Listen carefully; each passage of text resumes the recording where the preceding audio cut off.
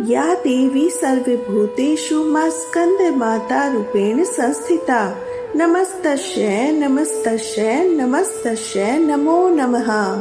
मोक्ष के द्वार खोलने वाली माँ स्कंदमाता परम सुखदायी है। माँ स्कंदमाता सूर्य मंडल की अधिष्ठात्री देवी है। बुद्धि ज्ञान की देवी माँ स्कंदमाता कार्तिकेय की माता होने के कारण स्कंदमाता कहलाती है। प्रिय भक्तजनों, आज आश्विन मास के शुक्ल पक्ष की पंचमी तिथि है। आज का दिन सूर्य मंडल की अधिष्ठात्री माता स्कंद माता को समर्पित है। आज के दिन प्रसन्नचित मन से स्कंद माता की कथा का श्रवण करने से साधक और श्रवणकर्ता को अलौकिक तेज की प्राप्ति होती है। मन की अशांति, दुखों, असहनीय कष्टों से मुक्ति मिलती है। व्यक्ति जन्म मरण के चक्र से छूटकर मोक्ष को प्राप्त होता है। साथ ही यश, वैभव, पुत्र की प्राप्ति होती है। तो आज मैं आपको सुना रही हूँ स्कंद माता की बड़ी ही दुर्लभ कथा। तो आप सभी भक्तजन इस कथा को बड़ी ही श्रद्धा और प्रसन्नचित मन से सुनना। जब राक्षस दक्ष के यज्ञ में माता सती अग्नि कुंड में कूदकर भस्म हो गई, तब शिवजी विलाप करते हुए गहरी तपस्या में लीन हो गए। इससे सृष्टि शक्तिहीन हो गई। असुरों ने इस मौके का लाभ उठाया। पौराणिक कथाओं में वर्णित है, एक असुर जिसका नाम तारकासुर था, उसने अपनी कठोर तपस्या से ब्रह्मा जी को प्रसन्न कर अमर होने का वरदान मांगा। तब ब्रह्मा जी ने कहा, तारकासुर, इस धरती पर जिसका जन्म हुआ है उसका मरना निश्चित है। कोई भी अमर नहीं हो सकता। तुम कोई और वरदान मांगो। यह सुनकर तारकासुर बहुत दुखी हुआ। कुछ देर सोचने के बाद तारकासुर कुटिल मुस्कान के साथ कहने लगा, हे भगवान, मुझे यह वरदान दीजिए कि मेरी मृत्यु भगवान शिव के पुत्र के हाथों हो। ब्रह्मा जी ने कहा, तथास्तु, और अंतर ध्यान हो गए। तारकासुर ने यह सोच लिया था कि भगवान शिव तो माता सती के वियोग में अनादि काल तक तपस्या में लीन रहेंगे और माता सती का स्थान शंकर भगवान किसी और को नहीं देंगे। अतः वे तो अब विवाह करेंगे ही नहीं और उसकी मृत्यु जो शंकर भगवान के पुत्र के हाथों होनी है, बिना शिव जी के विवाह किए उनका जन्म लेना भी असंभव है। अब देखिए, एक प्रकार से तारकासुर स्वयं को अमर ही समझ बैठा था। वह बहुत ही शक्तिशाली और क्रूर हो गया था। यह वरदान मिलने के बाद उसने देवताओं पर अत्याचार करना प्रारंभ कर दिया। देवतागण बहुत ही परेशान हो गए। उन्होंने ब्रह्मा जी से मदद मांगी। ब्रह्मा जी ने कहा, तारकासुर का अंत शिव पुत्र ही कर सकते हैं। यह सुनकर इंद्र और समस्त देवतागण भगवान शिव के पास पहुँचे। इस सृष्टि को तारकासुर से मुक्ति दिलाने का निवेदन किया।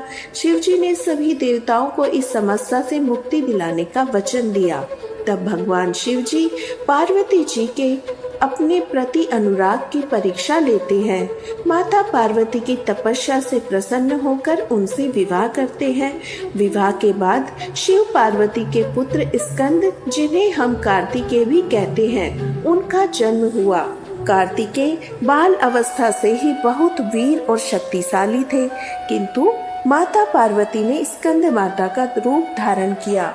कार्तिकेय को अपना पुत्र बनाया, उन्हें अस्त्र शस्त्र की शिक्षा दी, उन्हें अपनी समस्त शक्ति प्रदान की।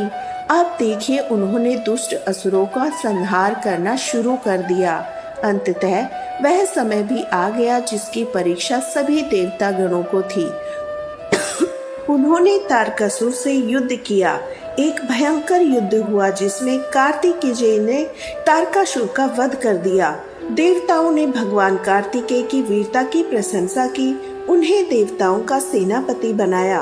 भगवान शंकर के पुत्र थे स्कंद, जिन्हें सुब्रमण्यम, षडानन और कार्तिकेय के नाम से भी जाना जाता है। स्कंद माता की उपासना नवरात्रि के 5वें दिन की जाती है। इस दिन साधक का मन विशुद्धि चक्र में अवस्थित होता है। उसके विग्रह से भगवान स्कंद बालक के रूप में इनकी गोद में बैठे होते हैं। स्कंद माता की 4 भुजाएं हैं। जिनमें दाहिनी भुजा के ऊपर वाली भुजा से 6 शीश वाले भगवान स्कंद को गोद में पकड़े हुए हैं और दाहिने ओर की नीचे वाली भुजा जो कि ऊपर की ओर बैठी है उसमें कमल का फूल है। बाईं तरफ की ऊपर वाली भुजा पर आशीर्वाद मुद्रा में है और नीचे वाली भुजा में कमल का फूल है। यह भगवान स्कंद कार्तिकेय की माता है। इनका वर्ण संपूर्ण शुभ है। यह कमल के आसन पर विराजमान है। इनका वाहन सिंह है। इसी कारण इन्हें पद्मासना देवी भी कहा जाता है। स्कंद माता सूर्य मंडल की अधिष्ठात्री देवी है। इनका उपासक अलौकिक तेज और कांति से युक्त होता है। उनके पास एक अलौकिक प्रभा मंडल अदृश्य भाव से सदा बना रहता है जो उनकी सदा रक्षा करता है। नवरात्रि पूजन के 5वें दिन का शास्त्रों में बहुत महत्व है। इस चक्र में अवस्थित मन वाले साधक की समस्त ब्रह्म क्रियाओं और वृत्तियों से लोप हो जाता है। वह विशुद्ध चैतन्य की ओर अग्रसर होता है।